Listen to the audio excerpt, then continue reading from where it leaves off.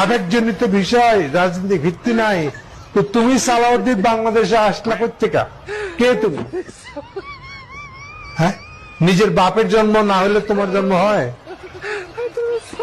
কাগজ বিপ্লব না হলে তুমি কে? ওইখানে মরে পড়ে থাকতা লটকায়। কবর হতো কিনা আমরা বলতে পারবো না।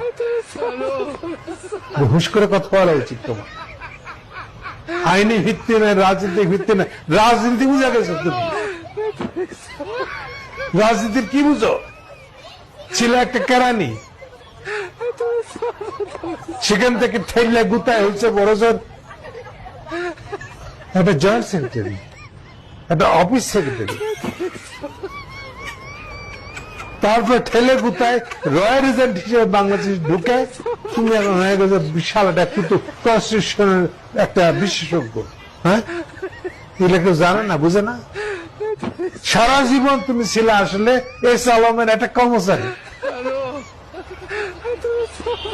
বাংলাদেশে এসে এখন তুমি করতেছ জুলাই সনদের কোন আইনি ভিত্তি নাই, রাজনৈতিক ভিত্তি নাই।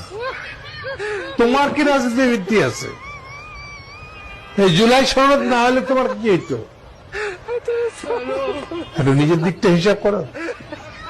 হ্যাঁ, বিরাট কুতুব।